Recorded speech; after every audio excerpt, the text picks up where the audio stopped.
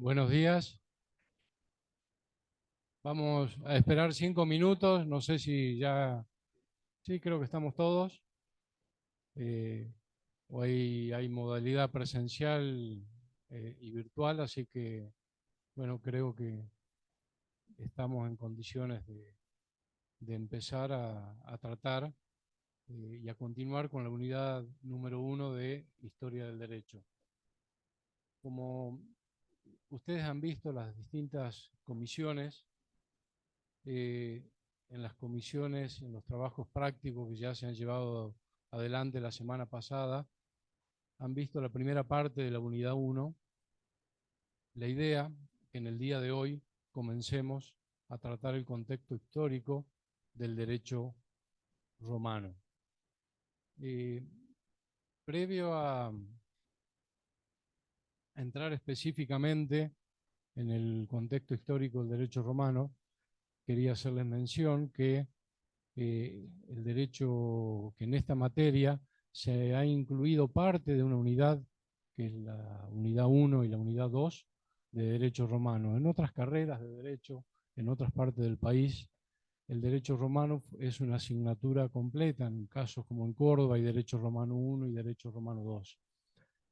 La visión importante y trascendental que vamos a ver en esta cátedra tal vez no va a ser con la profundidad que en otras universidades, pero sí con la importancia que tiene el derecho romano, no solo en la influencia del derecho argentino, sino también prácticamente en todo el mundo occidental. Eh, Digo ello eh, porque la influencia ha sido en tres grandes ramas del derecho romano en todo lo que es Europa, principal, y de Europa a través de España, ha influido en la legislación y en la normativa y en las instituciones de la Argentina. Eh, y principalmente en lo que hace al concepto de cosas y al concepto de las acciones y de las personas. Esto lo vamos a ir viendo seguramente en el próximo teórico, los distintos conceptos del derecho romano y las instituciones. Para ello, en sentido general y en sentido amplio, debemos decir que el derecho romano es el conjunto de normas jurídicas y principios que rigieron las relaciones del pueblo romano en las distintas épocas de la historia. Eh, Roma tuvo distintas épocas, como todos alguna vez hemos escuchado, una etapa desde la fundación de Roma en el año 700, etapas históricas, que a veces no coinciden con la etapa del derecho, de la evolución del derecho. Desde la fundación de Roma en el año 753 a.C. hasta la caída del Imperio Romano de Occidente en el año 476 después de Cristo. Pero también hay otra etapa, que es la etapa hasta la cual se considera que se estudia el derecho romano, que es hasta la muerte del emperador Justiniano, y quien en definitiva fue quien recopiló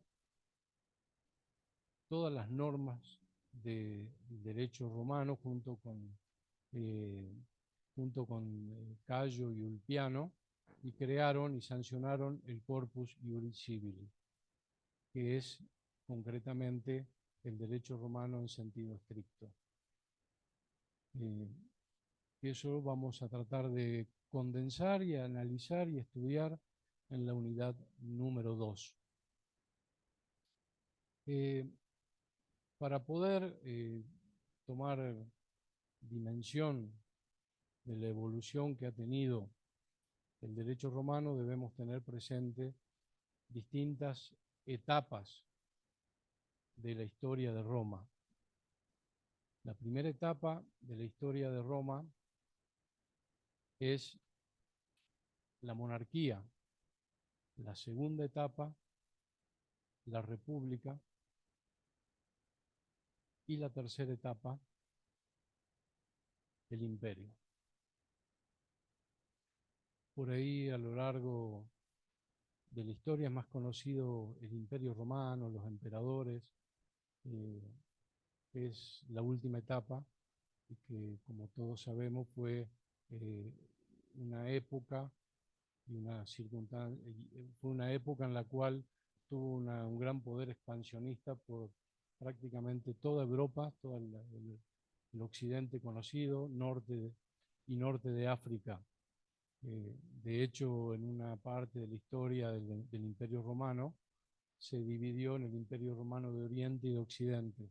Esto mucho más adelante, que es el Imperio Bizantino, que recién estuvo vigente y cayó con la invasión, la caída de Constantinopla en manos de los turcos en 1453.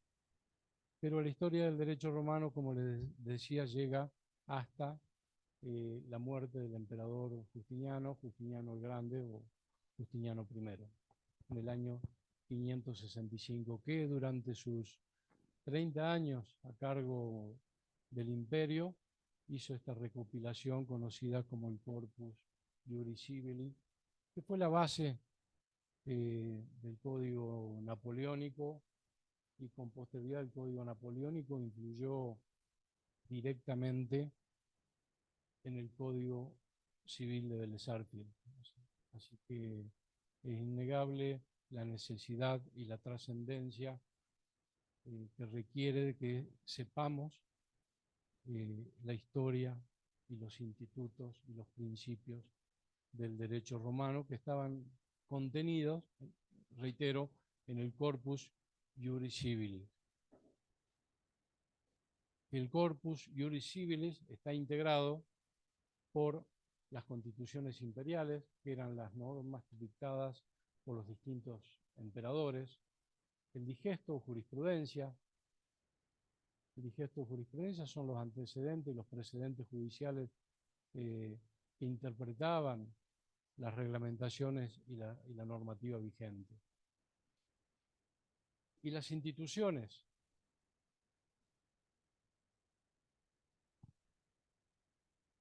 Bueno, ahora sí.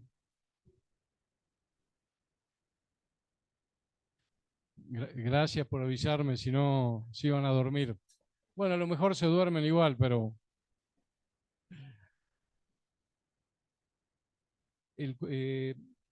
se hizo en el año 500, comenzó en el año 535 antes de Cristo, después de Cristo, perdón. En esa época los emperadores estaban en Bizancio. Cuando se divide el imperio, uno de los motivos por los que cae el imperio, me estoy adelantando pero no importa, es la división del imperio romano de Oriente y de Occidente. El imperio romano de Oriente se instaló a la orilla del mar de Bósforo, cerca de lo que los territorios en los que hoy es Turquía. Ese imperio no cayó con la muerte de Justiniano, sino con la caída de Constantinopla en manos de los turcos en 1453. El imperio romano de Oriente, que tuvo varias capitales, pero todos sabemos que la principal capital fue Roma, cayó en el año 476 en manos de los bárbaros. El imperio romano continuó pero ya en Bizancio. Les decía que esta recopilación del Corpus Iuris Civilis está integrado por las constituciones imperiales, el digesto, que es la jurisprudencia. Ustedes van a poder ver en el material que está subido al aula virtual, que principalmente tenemos como referencia el libro de Argüello. Nada obsta que ustedes, si tienen o acceden a otro tipo de información, a otra bibliografía, el derecho romano prácticamente no ha variado, ha sido desde la Edad Media, se ha utilizado la misma metodología para su estudio. algunos lo estudian de una manera y otros de otra, pero principalmente yo hacía referencia que consiste en el estudio del corpus iuris civilis, en donde hay tres conceptos fundamentales: los principios referentes a las cosas y lo relativo a las acciones y las personas.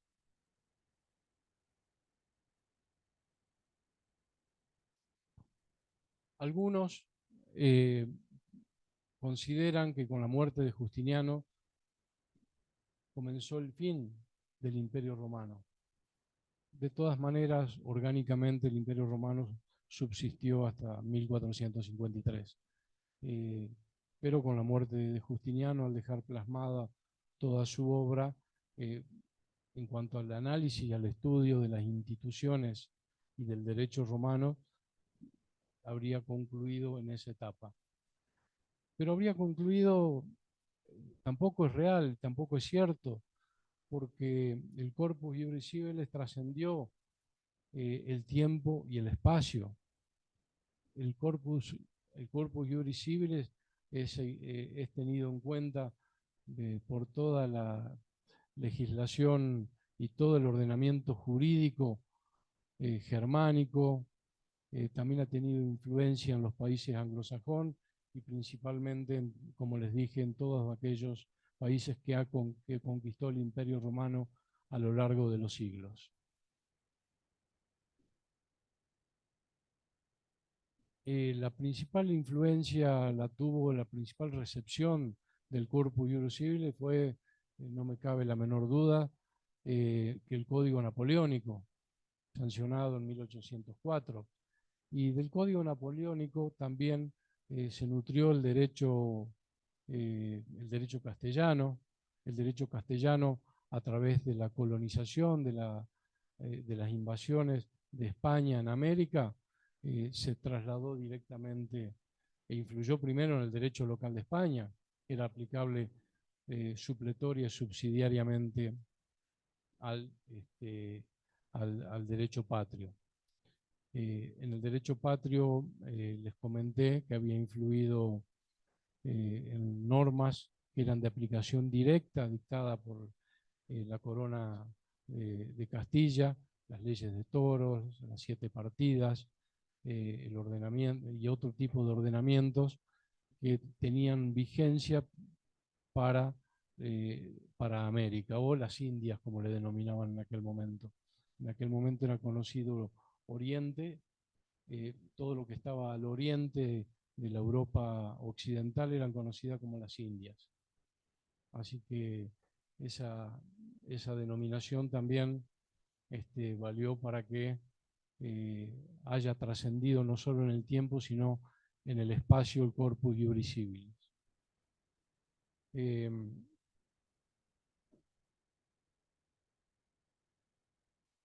Bueno, yendo a la importancia que ha tenido, esta importancia los abogados lo vemos día a día en el análisis de una causa judicial, en el análisis o en la redacción de un contrato.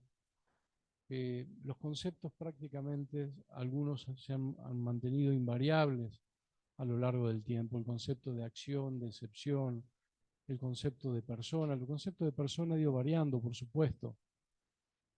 Derecho sucesorio intestado ya es ab intestato, si aquel que se realiza mediante una fórmula testamentaria o aquella por el derecho, la sucesión ante el fallecimiento por el derecho de familia.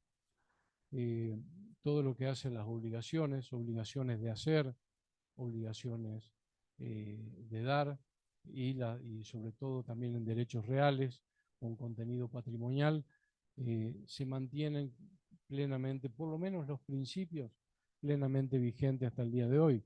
Cuando se sanciona el Código Civil de Vélez Sarsfield, se aprueba a libro cerrado. Muchas de las anotaciones de Vélez Sarsfield al articulado del código eran expresiones y transcripciones del Corpus Iuris Civilis. Eso es una prueba cabal de la influencia que ha tenido en todo nuestro derecho privado, pero también en el derecho público. Los romanos, en sus tres etapas, ya sea de la monarquía, la república o el imperio, distinguían las normas de derecho público de las de derecho privado. En las de derecho privado regía la libertad de las partes, la autonomía de la voluntad, principio consagrado hasta el día de hoy por nuestro ordenamiento civil. Y en el derecho público también había una premisa, que en las normas de orden público no podían ser modificadas por las partes.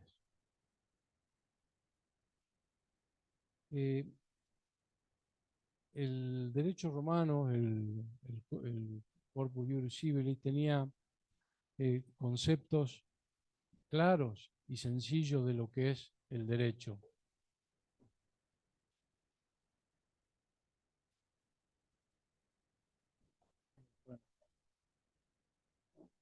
Bueno, gracias por acompañarme, doctora. Ella va a ser, hizo la entrada triunfal, va a ser la encargada de comenzar a explicarnos. Digo explicarnos porque siempre es bueno, por más que uno lo sepa, refrescar cada tanto el concepto de persona que tenía el derecho romano y que no varían mucho de lo que es hoy. Por supuesto, hay una serie de cambios que han sucedido a lo largo de la historia que son lógicos. El derecho es dinámico. Por eso estudiamos derecho. Por eso estudiamos historia del derecho. Es dinámico. El derecho vigente a veces el mismo o los principios son los mismos que nos rigen hoy. Y los romanos tenían una forma muy sencilla de denominar el derecho, el ius. Esa era la capacidad que tenían. Una capacidad que fue transmitida a lo largo del tiempo y el espacio. El ius hace mención al derecho objetivo que tienen sobre las cosas o las personas. Y la manera subjetiva es como facultad para lograr del ordenamiento jurídico la tutela del reconocimiento de ese derecho. Hay un derecho objetivo y un derecho subjetivo. Hoy en día los abogados hablamos de derecho de fondo y de derecho procesal.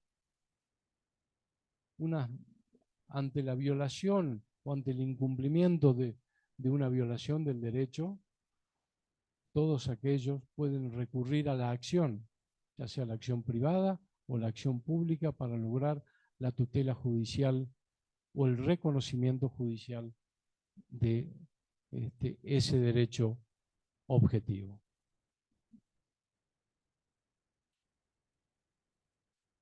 También eran tan sencillos que tenían preceptos que al día de hoy cada uno elige cómo vivir, cómo actuar en comunidad. Y los preceptos básicos, consagrados en el Corpus Iuris Civilis, en esta recopilación, esta fabulosa recopilación que ha hecho Justiniano, era vivir honestamente, no dañar al otro y dar a cada cual lo suyo. Y fíjense que la violación de estos preceptos pueden traer originada, ya sea a pedido de parte o de oficio, una tutela judicial para restablecer el orden cuando uno no vive honestamente, cuando uno daña al otro, ya sea en materia penal o en materia civil. Esto está plenamente vigente. Y dar a cada cual lo suyo. Esto es aplicable más que todo en el derecho privado. Cuando dos...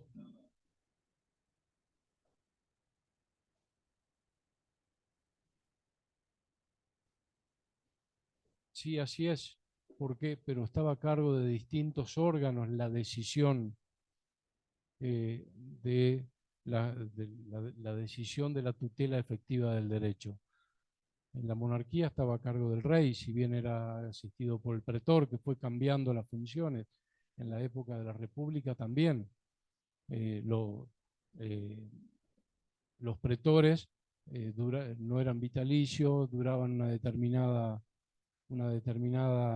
época y eran órganos colegiados, existía alguna figura de derecho de veto de, del pretor que estaba en receso.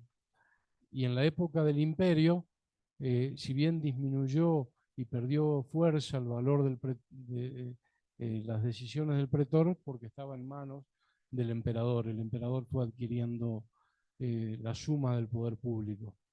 Si bien en la parte de la República, donde encontramos las bases del sistema democrático actual, por lo menos argentino, que es el sistema republicano de gobierno, la división de poderes, eso tal vez en la segunda etapa del imperio absoluto se fue perdiendo, dada la suma del poder público que tuvo el emperador.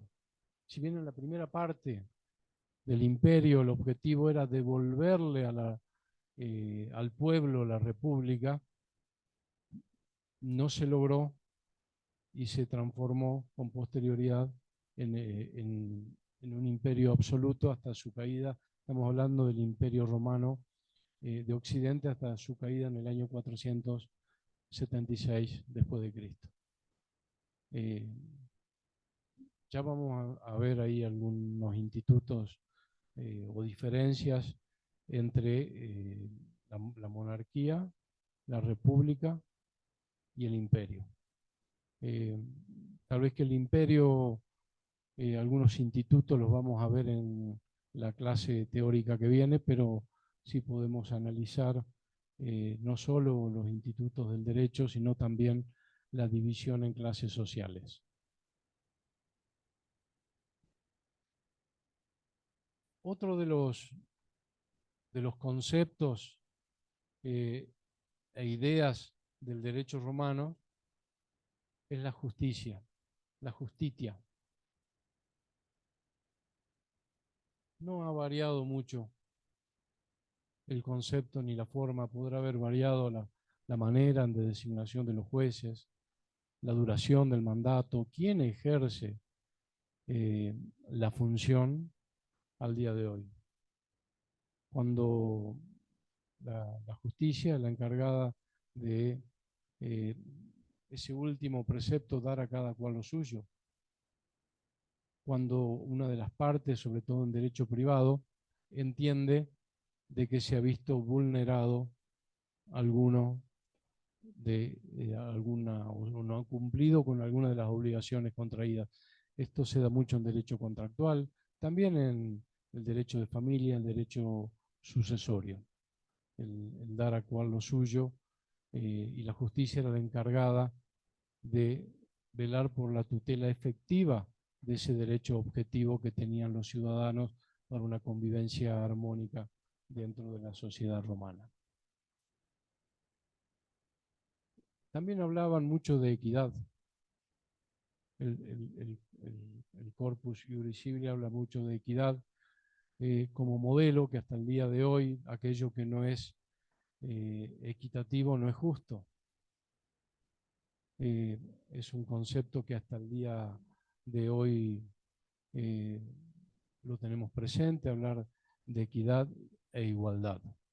Estos principios de equidad e igualdad influyeron directamente en la Revolución Francesa de 1789. Como podemos ver, el derecho romano ha influido en cada una de las etapas y de la historia del derecho de cada uno de los países del mundo occidental.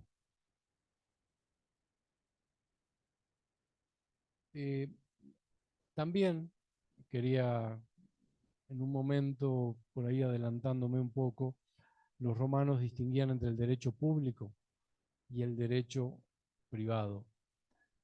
Si bien la especialidad y lo que ha trascendido algunos institutos es el derecho privado, pero también el derecho público entendido como conjunto de normas y reglamentaciones jurídicas dictadas por el emperador, por el rey, que regulaban la actividad entre el emperador y los ciudadanos. El derecho privado regula la actividad entre los ciudadanos entre sí, privados entre sí. Así también el derecho público no solo es la relación y el vínculo entre el Estado y los particulares o los ciudadanos, sino también establecía cuál era la organización de la sociedad, del Estado. La organización burocrática sentido en la estructura jurídica que debía tener el Estado. Si bien el emperador tenía la suma del poder público, era asistido por la magistratura, por los ediles, por el Senado.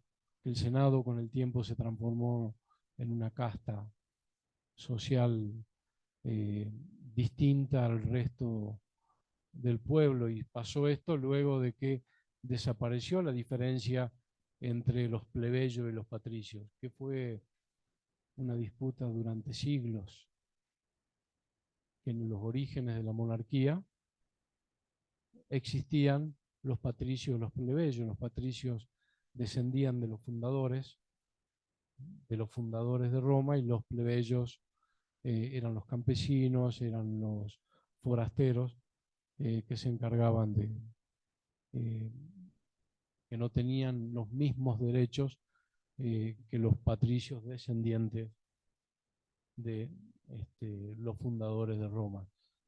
Que, por ahí, yendo un poquito a esa historia de Roma, Roma se fundó, eh, bueno, hay dos historias: la historia eh, mitológica, que no ha sido probada, eh, por dos hermanos amamantados por una loba, que eran Rómulo y Remo. Eh, por otro lado, en realidad, eh, sí se piensa y se tiene probado de que se fundó para defenderse de las invasiones bárbaras, donde se pusieron de acuerdo tres linajes: los sabinos, los latinos y los etruscos. Por eso los primeros reyes han sido latinos, después sabinos, y con posterioridad vinieron los etruscos, y con los etruscos posteriormente la caída de la monarquía para dar paso a la república. Eh, Esto forma parte de la historia universal, tal vez no concretamente de la historia del derecho, pero por ahí es bueno saberlo, cómo ha penetrado en cada una de las sociedades las distintas instituciones del derecho romanos.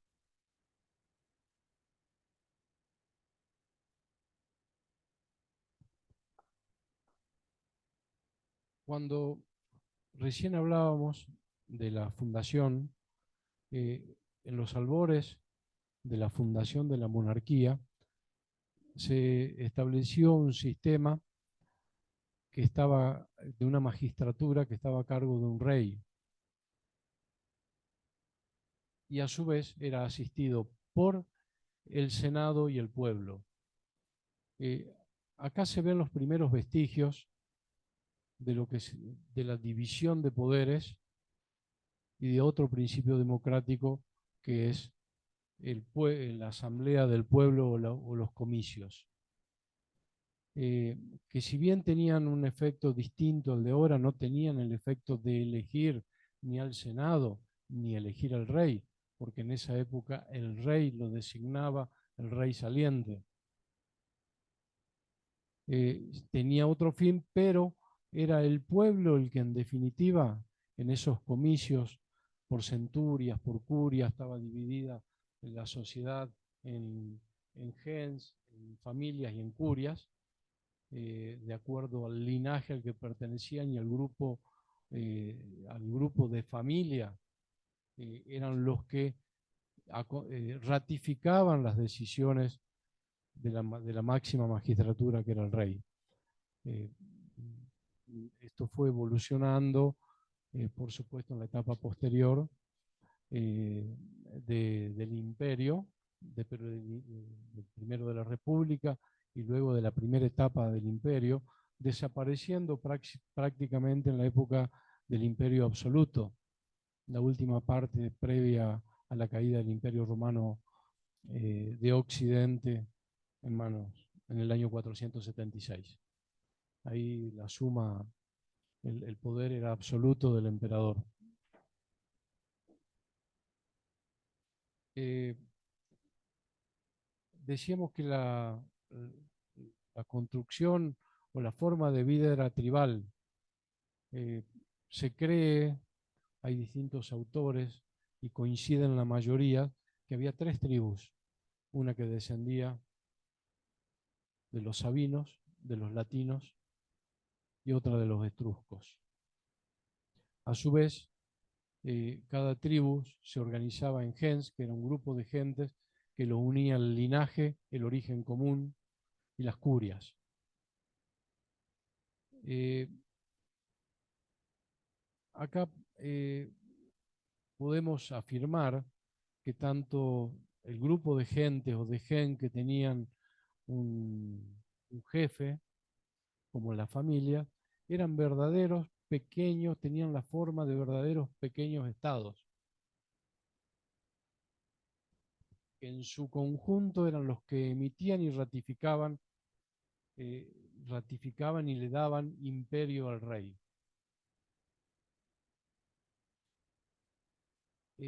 Dentro de las, por supuesto, de acá, de las familias, de las curias, de la gens, en este caso la monarquía romana se nutría y estaban obligados a aportar los soldados para las legiones, desde sus orígenes, desde la fundación de Roma.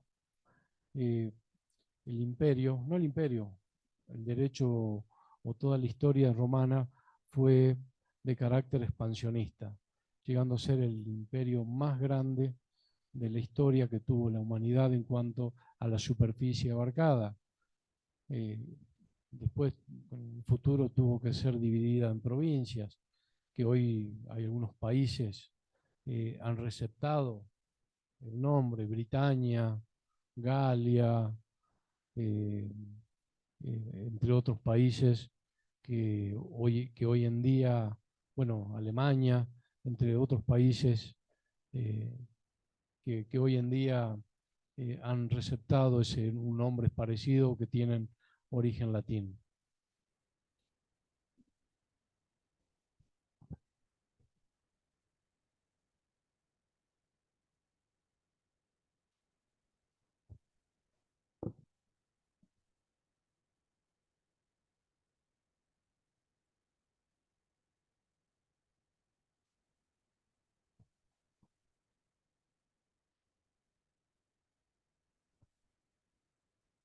En cuanto a lo que nos interesa, a la evolución de las instituciones de esta etapa primigenia, de esta etapa fundacional de Roma, la institución más importante le decía que era el rey.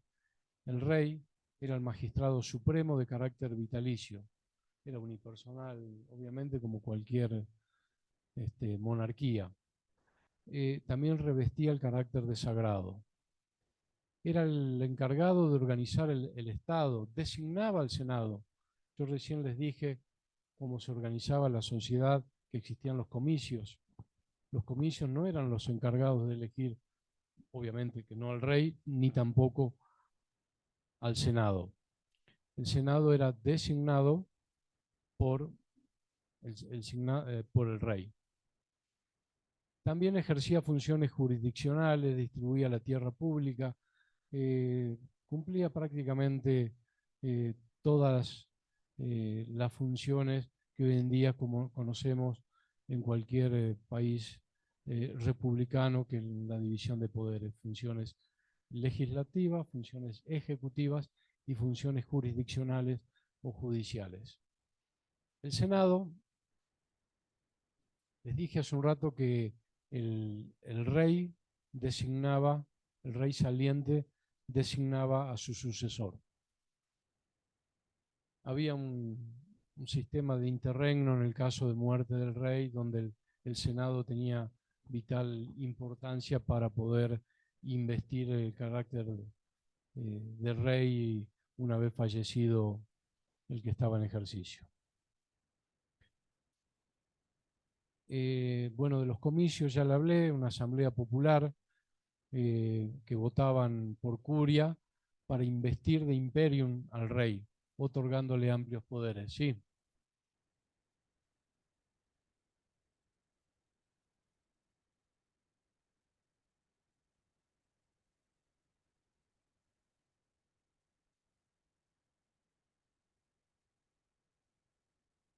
sí. Bueno, a ver, eh, dijimos que Roma se fundó en el 753 eh, antes de Cristo. Eh, la República eh, se funda en el año 27 antes de Cristo, cuando eh, hay una etapa intermedia en donde se habían visto degradados los valores morales y al estar en manos, en la última etapa de la monarquía, estaba en manos del Senado. Con la muerte del senador Julio César, se produjeron una serie de luchas hasta que se creó, no fue un proceso de un día para el otro, se creó la República de la mano o eh, como primer senador o cónsul César Augusto. Eh, y los cambios han sido fundamentales, porque uno de los cambios fundamentales fue la integración de los plebeyos con los patricios, la adquisición de derechos por parte de los plebeyos, se crearon instituciones que regulaban la actividad de los plebeyos. Se creó la figura del tribuno. El tribuno era el representante de los plebeyos que hasta tenía facultades para ser senador. Eso ya en la etapa de la República, que luego se vio degradado en la etapa del Imperio Romano. Eh, Siguiendo con la monarquía, existían también los colegios sacerdotales. Obviamente, eh, todo, todas las funciones no la podía ejercer de manera personal el rey.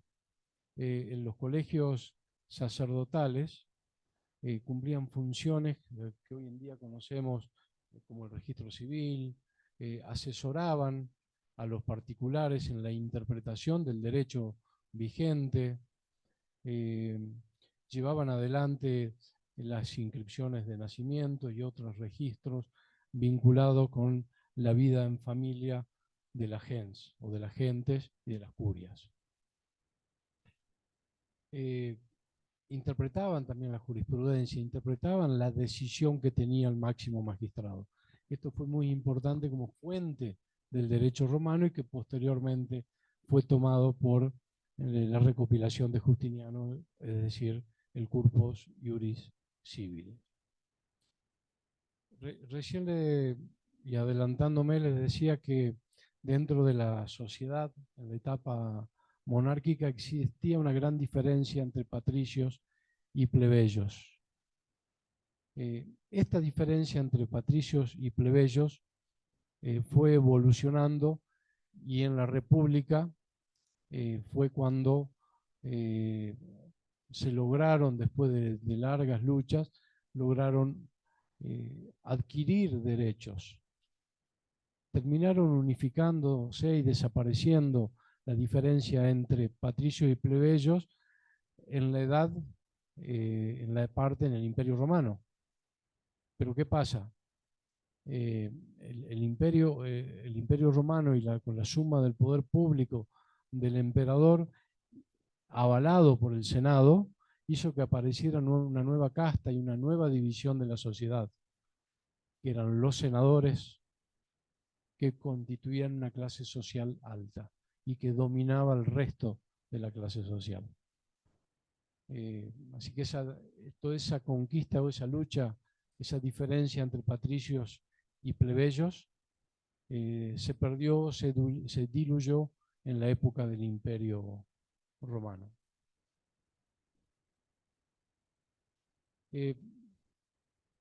En la República,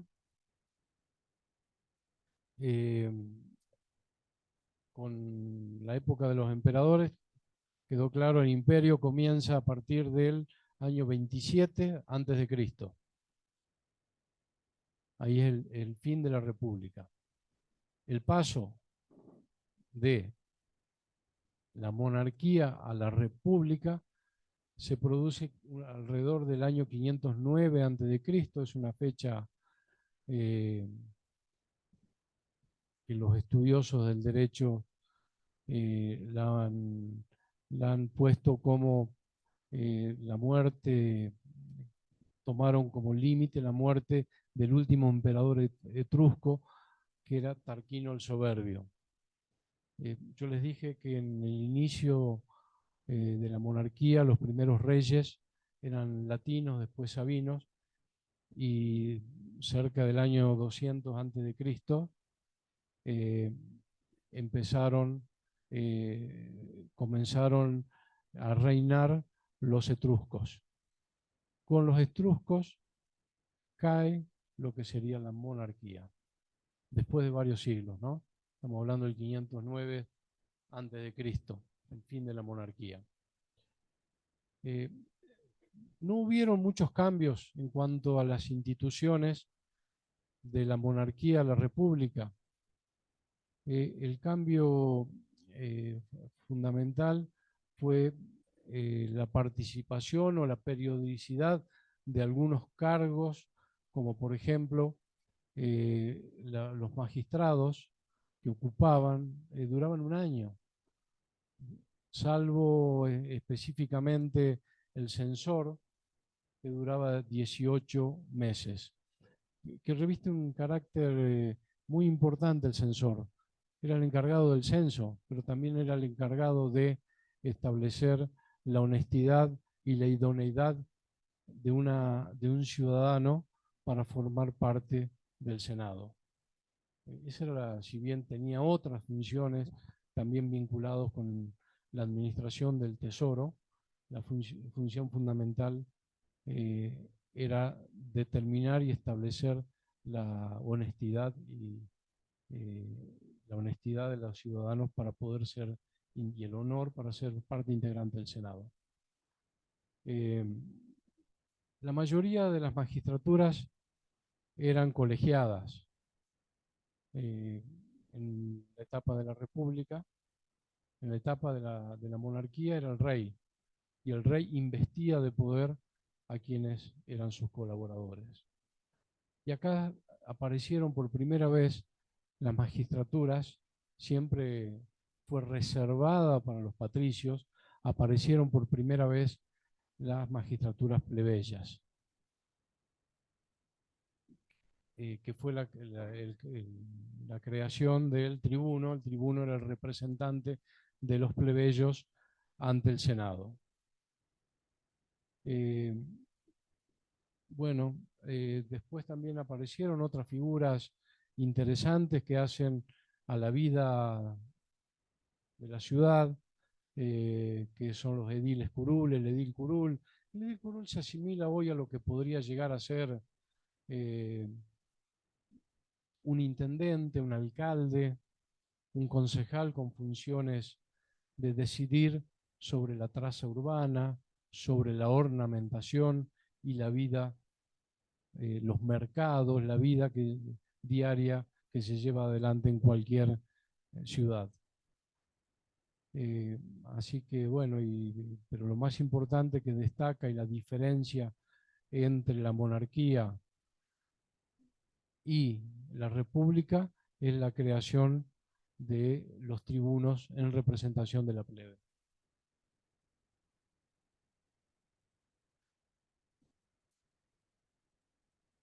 En esta etapa de la historia romana, el Senado era prestigioso, muy prestigioso. Era una clase aristocrática, y que al haberle otorgado los derechos a la plebe se volvió más prestigioso aún. Pero este prestigio se fue desvaneciendo con el tiempo al haber asumido los senadores la suma del poder público, tal cual como pasó en el imperio absoluto. Hubo degradación, hubo un despojo, se alejaron de la religión, de los valores morales. Ustedes podrán haber visto muchas películas de esta etapa, cómo quien estaba a cargo de la República, que era un senador, el primus senador, ejercía de manera autoritaria el poder. Llegó al fin con el asesinato de Julio César, ahí para dar paso al imperio que mantiene básicamente los distintos institutos del derecho romano hasta en la primera etapa, porque en la primera etapa del Imperio Romano lo que trataban los emperadores era de devolverle al pueblo la república, situación que no se logró con el advenimiento del imperio absoluto, que se produjo la suma del poder público y un sometimiento de los emperadores a todo el pueblo de Roma. Esta es como una introducción necesaria para poder analizar no solo desde el punto de vista del derecho, sino también desde el punto de vista histórico, que puede o no puede coincidir. Como hemos escuchado hoy acá, no coinciden las etapas de la historia con la etapa del derecho.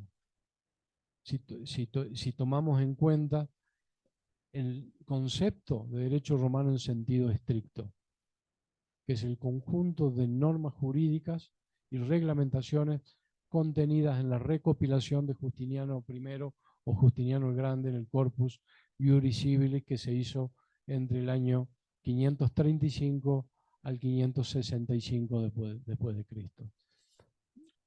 Y que de ese cuerpo de normas que regulaban la actividad de la sociedad tanto en el ámbito privado como en el ámbito público, fue del que se ha nutrido y se ha nutrido prácticamente todo el derecho de Occidente, incluido, obviamente, ha tenido una influencia no solo en el derecho latino, en el derecho europeo, sino también en el derecho anglosajón, en menor medida tal vez.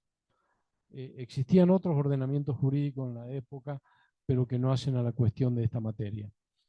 Les decía al principio que en otras facultades el derecho romano se estudia mucho más profundo porque es una materia única y exclusiva. En este caso vamos a abordar lineamientos básicos, va a haber un trabajo práctico que en el día de hoy ya está cargado el trabajo práctico en el aula virtual, para el trabajo práctico número 2, que básicamente se trata de esto que hemos visto y de lo que va a hablar la doctora Rodríguez ahora, de la concepción romana de la persona física, de la persona jurídica y de la persona ideal. Que si se fijan hasta el día de hoy se mantiene plenamente vigente en nuestro derecho mediante el concepto de persona física y persona jurídica, dentro de las personas jurídicas, sociedades comerciales o personas o asociaciones y fundaciones sin fines de lucro. Obviamente el derecho ha evolucionado en la actualidad, pero teniendo el mismo origen patrimonial, se han creado las SAS, las sociedades anónimas unipersonales o sociedades anónimas por acciones simplificadas, que si bien son personas jurídicas, no requieren de un socio, como en el caso de las sociedades anónimas unipersonales. Así que, bueno, Para esta segunda parte del día de hoy va a seguir la doctora Dafne Rodríguez. Vamos a tratar el último punto de la unidad número 2, de la unidad número 1. Unidad número 1, concepción romana de persona, persona física, capacidad de derecho y derecho. El derecho romano y su legado, recepción en Europa y en América, creo que ya hemos hecho una revisión de estos conceptos. Ustedes los pueden ampliar en la bibliografía que está en la página virtual. Muchas gracias. Bueno, de lo que estuvo hablando el doctor, quiero hacer un par de preguntas. Y bueno, y tengo anotado unas preguntas que me iban haciendo también. Cuando hablaba de que en la monarquía el rey era el que elegía al Senado y que tenía el poder. ¿De dónde provenía el poder del rey? ¿Se acuerdan? Muy bien. ¿Cómo se llama la ratificación que el pueblo le hace al rey para darle la legitimidad a su poder? ¿Cómo? Hay una otra palabra antes. ¿Cómo se llama esa ratificación que yo les comenté? El pacto de vasallaje. Muy bien, que es la ratificación que el pueblo le hace, que se acuerdan que cuando vimos en la otra clase también les expliqué después el requerimiento de Palacio Rubio, cuando se hace, digamos, la llegada de los españoles, que lo vamos a ver después. ¿Cómo se llama? Otra pregunta, para ratificar, para ver si entendieron, la delegación de esas algunas funciones que hace el rey a la iglesia. Ahí los maté. No, no, no, no, no, no, no.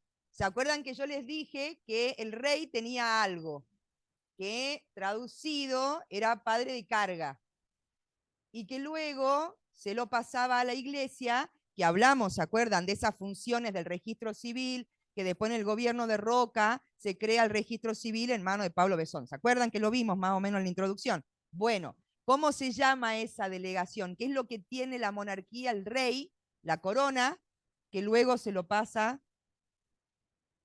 Sí, señora, el Real Patronato, que luego constituye Real Patronato de la Iglesia. Bueno, qué bueno que hayan leído. A ver, acá me estaban preguntando, cuando el doctor habló sobre la evolución del derecho objetivo y subjetivo, me preguntaron qué diferencia había entre el derecho subjetivo y el derecho objetivo. ¿Lo explico? Es de otra materia igual. ¿Le hacemos el favor? Bueno, a ver. Qué incómodo que es con esto, mira, me siento Miley Cyrus.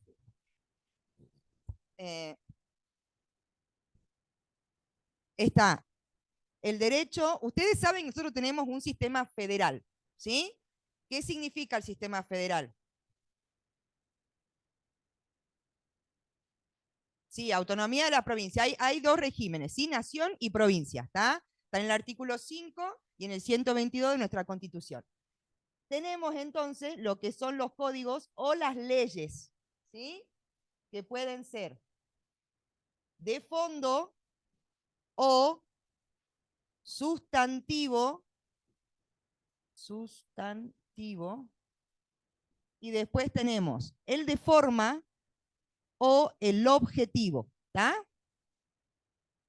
Los códigos de fondo son los que son competencia del Congreso de la Nación, ¿sí? No son competencia de las provincias. Es decir, el Código Civil, el Código Penal, el sistema de leyes de derecho laboral, porque no hay código laboral, hay un compendio de leyes. En este caso, eso lo dicta el Congreso de la Nación. Y esto es aplicable y tiene vigencia en todo el territorio de la nación, ¿sí? Después tenemos, esto sería un código sustantivo o de fondo. Después tenemos el código de forma, o más conocido como código objetivo, que es la puesta en marcha de este código. Es decir, cuál va a ser el procedimiento que se va a utilizar para la puesta en marcha de esto. Y esos son los que se conocen como los códigos de procedimiento, es decir, código procesal civil, código procesal penal. Estos códigos son competencia de las provincias, ¿sí? Son cada provincia tiene su propio sistema, ¿sí? ¿Hasta acá se entendió? Los códigos de fondo sustantivos son competencia de la nación y el código objetivo o de forma es competencia de las provincias, ¿sí? Cada provincia tiene su sistema. Nosotros estamos viendo, Jujuy tiene un procedimiento penal acusatorio adversarial y hay provincias como Tierra del Fuego que recién siguen con el inquisitivo, digamos, y están haciendo, digamos, la transición al acusatorio. Entonces, como que cada provincia va variando, ¿sí? ¿Hasta acá se entendió? Bueno, muy bien. Ahora vamos, lo borro, ¿no? Ay, no. Queda grabada la clase igual. Vamos a ver ahora qué es lo que tenía que explicar yo. Bueno, vamos con persona. La concepción de persona en el derecho romano fue la misma, fue la misma concepción que adquirió el Código Civil de Vélez Sarsfield, ¿sí? Definía a la persona como todo ente susceptible de adquirir derechos y contraer obligaciones. ¿Tá? La palabra lo dice, es un ente susceptible de adquirir derechos y contraer obligaciones. Hans Kelsen, cuando habla del término de persona, establece que esa concepción de persona es una concepción ficta, ¿sí? Es algo que lo crea uno, el ser humano, lo está creando, digamos, no es que la gente nace persona, sino que es una construcción ficta que se crea a los fines de regular a lo que vendría a ser los distintos tipos de personas, ¿sí? Que cada uno, es que uno nace ser humano, no nace persona. La persona es una construcción, ¿sí? Que se hace. Entonces, es ahí donde aparecen los términos de persona física, claro. ¿Qué pasa? Nuestro Código Civil y Comercial con la reforma del 2015 no es que tiene ese texto en el artículo tal cual como lo decía Vélez, ¿sí? ¿Por qué? Porque también aparecen, es muy discutible en el tema de contraer obligaciones, ¿está? Por eso hablo también de la palabra susceptible. No significa que sí o sí tenga que contraer obligaciones. O sea, un niño, un bebé, no contrae obligaciones, pero no por eso deja de ser persona, ¿sí? Como, por ejemplo, una persona que tiene una discapacidad y no puede, o por ejemplo, no puede darse a entender o tiene algún problema, en ese caso tampoco es que deja de ser persona porque no puede contraer obligaciones. Por eso la palabra susceptible, ¿sí? Ahora, hace esta definición en lo que ellos también lo hacían, que era persona de existencia física, persona de existencia ideal y persona jurídica, ¿sí? Que es muy similar a, como explicaba el doctor, que es lo que se conoce hoy en día, ¿sí? Persona física es aquella que tenía los rasgos humanos, ¿sí? La persona, ser humano.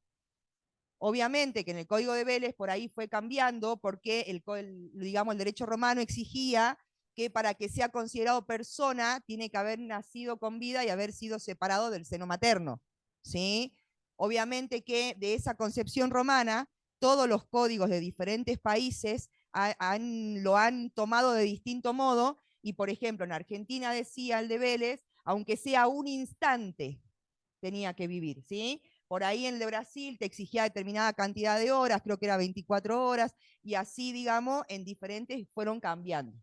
Pero para el derecho romano, digamos, quedaban irrevocablemente adquiridos esos derechos de persona cuando nacía con vida y era separado del seno materno, ¿sí? Tampoco establecía mucho plazo. Depende de lo que demorara el obstetra en separarlo. Después, la persona de existencia ideal o jurídica hacían esa diferencia de lo que era el derecho público, el derecho privado, dándole, por ejemplo, para que entiendan aplicado a hoy, sería existencia ideal, podría ser el Estado, nacional, provincial o municipal, y la persona jurídica, una empresa, por ejemplo, ¿sí? No sé, el comodín, como para que se guíen, ¿sí? Que eran las sociedades, todas esas, digamos, que venían a ver por la parte de las sociedades comerciales que se conocen hoy en día. ¿Hasta ahí se entiende? ¿Qué más dice? ¿Tenía el programa? No había traído nada. Perdón. Bueno, ¿cómo es? Sí, muy bien. ¿Cómo era la familia? ¿Sí? Vieron que le explicaba que estaban divididas en 3 tribus, cada tribu estaba compuesta por 10 curias y la curia estaba compuesta por un número de familias. ¿Sí? Así se componía. ¿Cuál es el tema? Las familias tenían un pater familia. El pater familia era el que tenía todos los derechos. Todas las personas que vivían en esa familia estaban bajo el dominio de ese pater. ¿Sí? Bajo el dominio. O sea que el que tenía la mayor amplitud de derechos era el pater, cuando los otros tenían derechos un poco más disminuidos, ¿sí? Porque estaban sometidos a la voluntad del pater, ¿sí? Vamos a ver más adelante en el programa cómo era el tema del matrimonio, cuando la hija se, digamos, contraía matrimonio, el tema de la dote, que pasaba, se separaba de esa familia, de ese pater, y pasaba a formar parte de otro pater. Re lindo, ¿no? Entonces, bueno, eso lo vamos a ver en las otras unidades. ¿Qué es lo que pasaba acá? Vamos a hablar de cómo eran, qué es la diferente tipo de capacidad, que ellos hablan de capacidad, tenemos la capacidad de hecho y la capacidad de derecho, ¿sí? O la capacidad de obrar y la capacidad jurídica, que es la que vamos a ver ahora para pasar después a lo que es las diferentes maneras de perder los derechos. ¿Quién era en la época, creen ustedes, de Roma, no así en la República, sí en parte de la monarquía y sí en el imperio, quienes menos derechos tenían? Y espero que hayan visto la película. No, bueno, tampoco. Tampoco, está todo bien, pero tampoco. No éramos cosas. No, bueno, ¿quién es el que menos derechos tenía? ¿Quién estaba por debajo del esclavo? No. Sí, claro, vos no lo podías azotar, no lo podías golpear, no lo podías. O sea, era.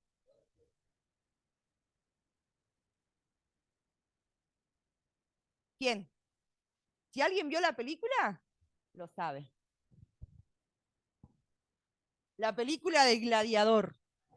Ah, ¿vieron? Porque hay que ver película. Los que menos derechos tenían eran los gladiadores. Porque dentro de todo el esclavo tenía derecho a la vida. El gladiador no. Dependía de la voluntad del emperador. ¿Se entiende? Si bajaba el pulgar, moría. Bueno, tenemos lo que son la capacidad, ¿sí? Tenemos la capacidad de derecho, o la capacidad también conocida como jurídica, y tenemos la capacidad de hecho, conocida como capacidad de obrar. ¿Sí? ¿Qué es la capacidad? ¿Sí? Cuando hablamos de capacidad, hablamos de aptitud. ¿Sí? Cuando hablamos de capacidad jurídica, estamos hablando de la capacidad que tengo yo para ser titular de derechos. ¿Sí? Va a la parte subjetiva. ¿Cuáles son los derechos que yo tengo teniendo en cuenta mi capacidad? Obviamente, si nos ponemos a ver al día de hoy, no hay una incapacidad absoluta de derechos, porque no existe la persona gladiadora acá o los esclavos, ¿sí? Todos tienen derechos, nada más que esos derechos se van adquiriendo paulatinamente con el avance de la edad. No es lo mismo cuando nacen que cuando adquieren los 18 años de edad, ¿sí? No es lo mismo para una persona que está en libertad que para una persona que está privada de su libertad, condenada por un delito. ¿Está? Entonces, eso se refiere a la capacidad jurídica. Tenemos la capacidad que puede ser absoluta o relativa, que a la vez da lugar a una incapacidad absoluta o relativa, ¿sí? Que como les dije, capacidad absoluta de derecho no hay, pero sí relativa, que son los ejemplos que les expliqué recién. Cuando vamos a la capacidad de obrar, es la que acá sí entra la incapacidad absoluta de obrar, de hecho. Es la aptitud que tiene una persona para ejercer por sí mismo esos derechos. ¿Sí? Para ejercer por sí mismo los derechos. ¿Está? ¿Qué quiere decir? Que una persona puede ir a hacer una denuncia, ¿sí? Interponer también una demanda, contratar un abogado, hacer un reclamo administrativo, ejercerlos por sí mismo, ¿sí? Muchos derechos. Ahora, cuando hablamos de la incapacidad absoluta, ¿quién no puede ejercer por sí mismo sus derechos? Sí, también un bebé, personas con determinado grado de incapacidad, también declaradas en juicio. Entonces ahí, claro, niño o niña. Niño o niña. No se usa más el término menor después del 2015. Niño o niña. Claro, y existe la de derecho y la de hecho. Obviamente llegamos a los 18 años sin ninguna condena, sin estar imputado ningún delito y sin nada, vamos a tener capacidad absoluta de derecho y de hecho. ¿Sí? O si no tenemos ninguna incapacidad. Ahora, a eso se refiere cuando hablamos de capacidad de hecho, es la capacidad de ejercerlo por sí mismo. Un bebé no puede ejercer los derechos por sí mismo. ¿Tiene capacidad de derecho? Sí, obviamente, relativa, porque no es que el bebé va a ir a votar o se puede casar o puede celebrar un contrato, ¿sí? Y tiene una incapacidad de hecho absoluta, porque van a obrar por él sus representantes, ¿sí? En este caso pueden ser los tutores, los padres, sí. Tiene una incapacidad, digamos, relativa. Por eso cuando dicen todos somos iguales ante la ley, sí, siempre y cuando estemos en las mismas circunstancias. Eso hay que tenerlo en cuenta, sí.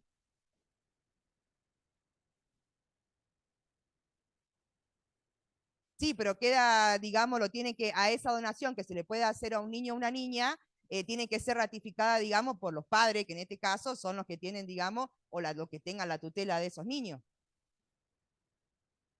Y no puede él en ese momento ir y aceptar la donación y vender y comprar porque no le da, digamos, la capacidad por la edad. Va a tener que esperar, digamos, a adquirir los 18 años, que lo que también se puede hacer, digamos, que se ve, es como que el padre compra para los hijos y cuando los hijos adquieren los 18 años van y aceptan esa compra y venta, digamos, que es otro trámite más que se puede hacer en un escribano, que es la aceptación. En ese caso también se puede hacer, pero ahí esa incapacidad no le permite al niño a los 8 años decir, sí, quiero mi casa. Ahí está. Derecho sucesorio también, lo mismo, ¿sí? Pero obviamente cuando aparece en el 2015 esta reforma que yo les dije, aparece la autonomía progresiva en lo que es niños, niña, adolescente, y como les explicaba, a los 14 años van, contratan un abogado y, hola papi. Entonces, por eso les estoy diciendo, también se tiene que ver la autonomía progresiva, pero se da en casos especiales, ¿sí? Siempre se actúa por medio de sus representantes. ¿Hasta acá se entendió esto? ¿Vieron que yo les di los ejemplos? ¿Vieron que en el trabajo práctico dice ejemplifique? ¿No dice ejemplifique? Ajá. Todo lo que se desarrolló hoy lo vamos a ver el martes en los trabajos prácticos. El trabajo práctico se hace en clase, ¿sí? Se hace, apenas entran, se ponen a hacer el trabajo y lo entregan antes de irse. Así vamos a empezar a hacer. Así después, no, que yo no me quiero juntar con él el martes, el miércoles no puede, que ya maduraron, no va a pasar de nuevo como el martes pasado. Bueno, me alegro entonces. O está en el grupo, no, yo hago sola. Y los mira mal y están al lado, digamos. Están al lado. Bueno, hasta acá se entendió entonces esto, ¿sí? Porque esto es una de las preguntas que está ahí. Bueno, como yo les dije, en el derecho romano, ¿sí? En el derecho romano, me dejaste la parte más cortita. En el derecho romano, el que tenía esta capacidad absoluta de derecho y de hecho, ¿sí? Tenía el máximo de la capacidad. ¿Sí? Tenía todo. Tenía el derecho a tener una familia, que era el pater familia, tenía la ciudadanía, ¿sí? Tenía absolutamente todo. Era un hombre libre. Pero habían maneras de perder esas capacidades. Y es ahí donde aparece la capitis diminutio, ¿sí? Que se dividía en tres: en máxima, en media y en mínima. Es la pérdida de esa capacidad jurídica o capacidad de derecho. Esos derechos se perdían, ¿sí? ¿Cuáles eran? En la máxima se perdían todos los derechos. Es decir, es la capitis diminutio máxima. Se perdían todo. El de familia, el de ciudadanía y el de libertad. ¿En qué se convertía entonces? Bueno, bien, ya la agarró ahí Tuki. Tuki. Máximo Meridio, comandante de las Legiones del Norte. Se convertía en esclavo o en gladiador, tal cual como dijeron. Vean la película, en serio, fanática. En ese caso se convertía en esclavo, perdía todos los derechos, todas las capacidades de derecho la perdía totalmente, volvía a cero. ¿Sí? En la capitis diminutio media, perdía solo la ciudadanía. ¿Sí? Solo la calidad de ciudadano. Acá se perdía la libertad, la ciudadanía y la familia. ¿Sí? Acá se perdía solo la calidad de ciudadano, pero no perdía su libertad. No perdía su libertad. Entonces, tal cual, la solución es el destierro. No sé si a Bolivia, pues no existía tampoco Bolivia. Pero en este caso, bueno, pero no como Bolivia. No era Bolivia, digamos. Llegamos después. En este caso se lo desterraba. Le decía, te vas. Y se lo sacaba del lugar. ¿Sí?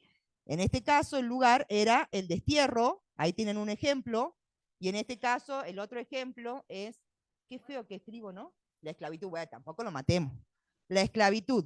¿Sí? El destierro. Cuando se pierde, ¿qué se pierde en la capitis diminutio mínima? El estado de familia. ¿Sí? Y va de la mano de la otra. Supónganse que el pater familia tiene una capitis diminutio media y pierde la calidad de ciudadano y lo destierran. No se quiere ir con la familia. Entonces, ¿qué hace con el resto de los integrantes? Lo da en adopción. Esos restos de los integrantes de la familia tienen la capitis diminutio mínima, porque tienen una alteración en su estado de familia, que pasan a ser adoptados, ¿sí? O absorbidos por otra familia, ¿sí? Entonces, ese es el cambio que se da en el estado de familia. O la mujer, ¿sí? Supónganse la mujer estaba con el pater familia y de repente pasa a otra familia o se casa, pero ese hombre con el que se casa no es pater familia. Él también está viviendo con un pater. Ya cambia la situación de familia de la mujer, porque es un poco menor a la que tenía cuando estaba con su padre. ¿Se entiende hasta acá? ¿Seguro? Diga.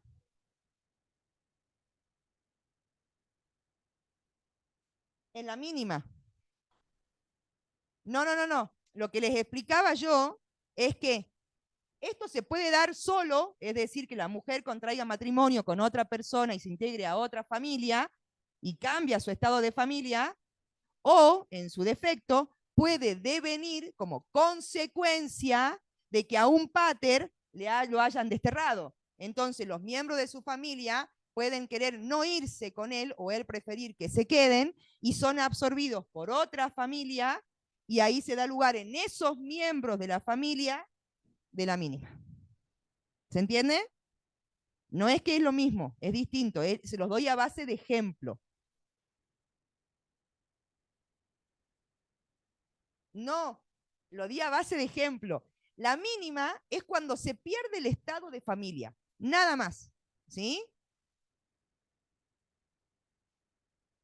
Del estado de familia es lo que le expliqué. Puede que sea cuando una persona es adoptada por otra familia o, supónganse, era una persona libre con derecho y de repente cambia la capacidad, porque tiene alguna incapacidad que le baja su capacidad de hecho y por ende baja su capacidad jurídica.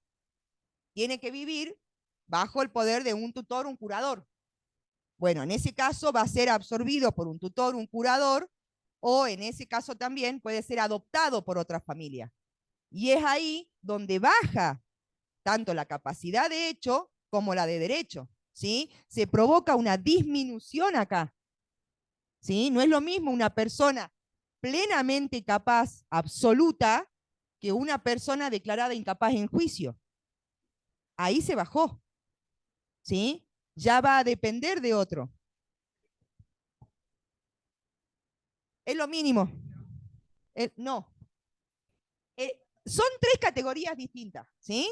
Son tres distintas, no es que es un proceso, no es que pasás por todo, pasás por una de estas. La forma de perder los derechos se llama, o la capacidad jurídica, se llama capitis diminutio. Puede ser máxima, puede ser media o puede ser mínima. Vieron que yo les dije a ustedes que nosotros tenemos la capacidad absoluta o capacidad relativa. Incapacidad absoluta o incapacidad relativa. Ellos no hacían esa división en dos, absoluto y relativo. Lo hacían en tres. Máxima, media y mínima. ¿Sí? Se lo desterraba.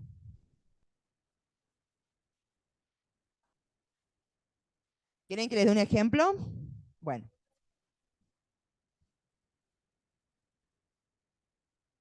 Ahí está.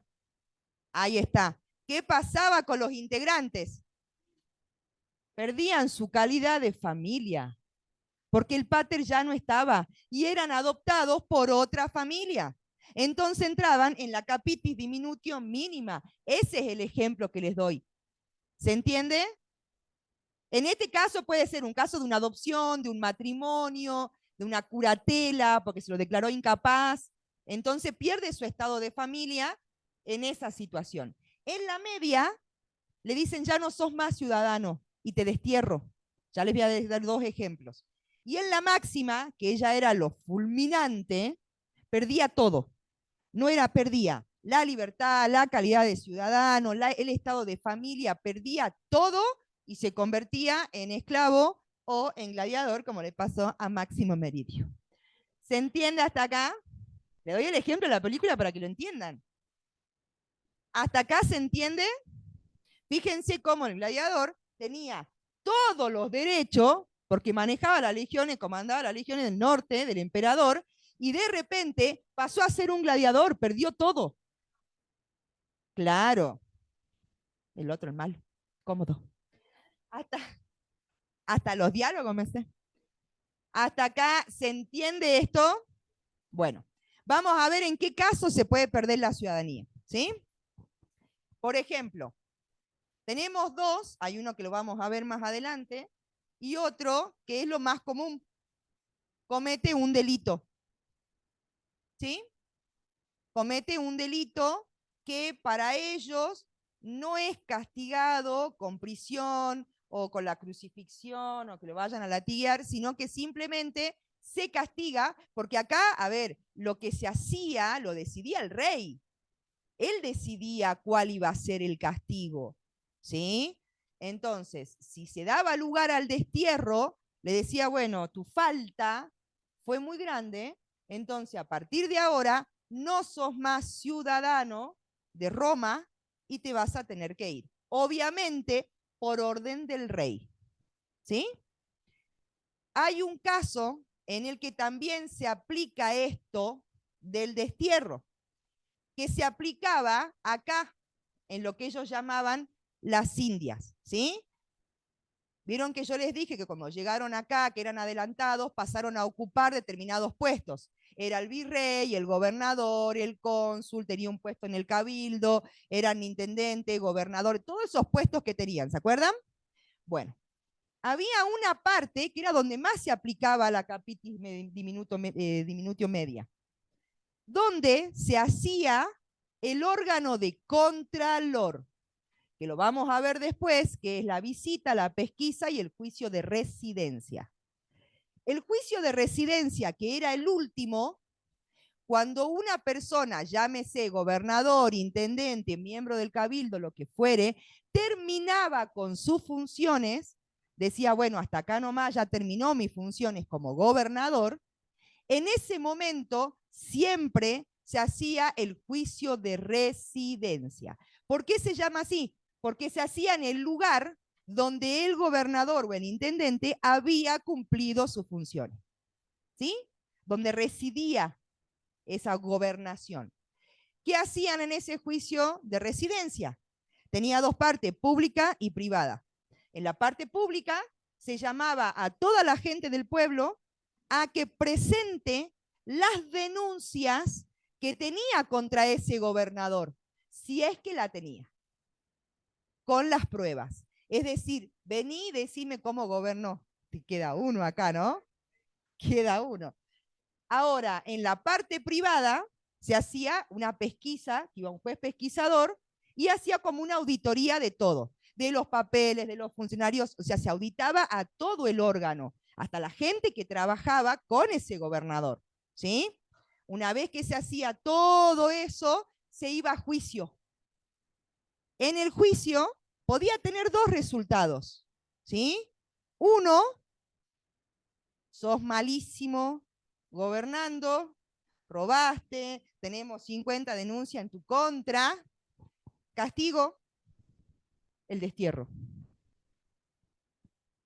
Sí, señora. Bolivia. Destierro, así dijo él. El destierro, ¿sí? Se daba lugar al destierro. ¿Está? El gobernador que estaba acá, le decían, bueno, mirá, le comunicaban así, el virrey le comunicaba al rey, le dice, la chingueó feo. Entonces, el rey decía, no, es mucho esto ya era una alta traición. En este caso, claro, pasa que la máxima vos tenés que perder sí o sí las tres juntas. Sí o sí, ¿sí? En la media es solo el destierro porque perdía la ciudadanía.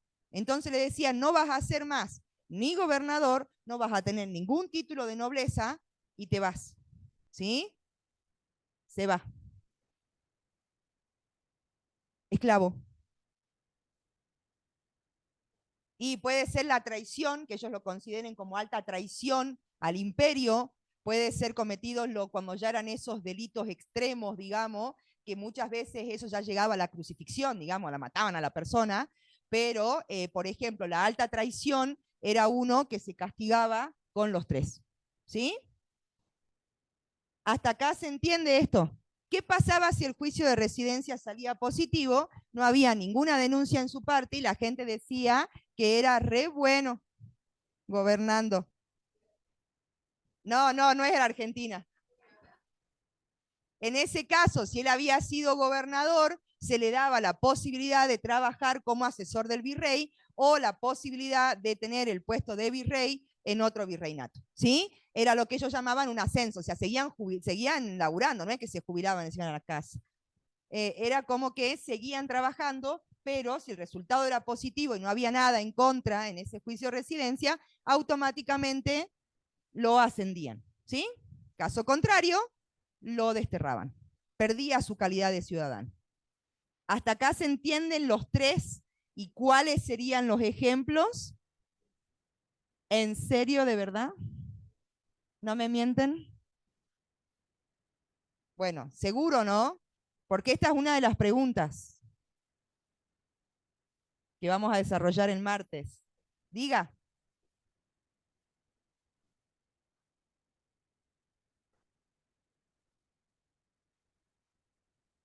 Era un cambio del estado de familia.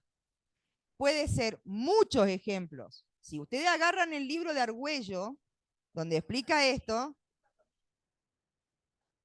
claro, no podían quedar boyando en la vida. Puede ser la adopción, puede ser la constitución de una curatela, puede ser la declaración de incapacidad, puede ser un matrimonio que se celebre, pueden ser muchas las situaciones para que se dé lugar a un cambio de familia, ¿sí?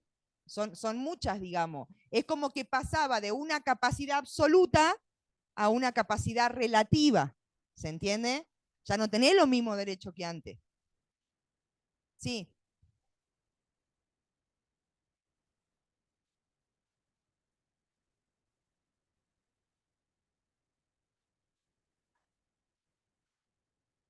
sí se contraía matrimonio. ¿Por qué? Porque se dispersaba, pero era absorbido. Si el pater se muere y tenés la mujer con 4 hijas mujeres, ¿quién va a ser el pater? Si tenía el pater es hombre, allá no es que, bueno, vos podés, Marta. Claro, no, en este caso no teníamos muchos derechos.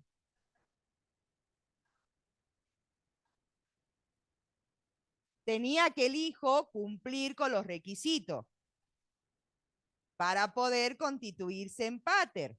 ¿Sí? No era fácil. Es como cuando pasa con el avance, digamos, cuando se empieza a hacer todo lo que es el tema de la esclavitud. En la esclavitud, al esclavo no podía ni golpearlo, ni azotarlo, ni abusarlo, ni nada.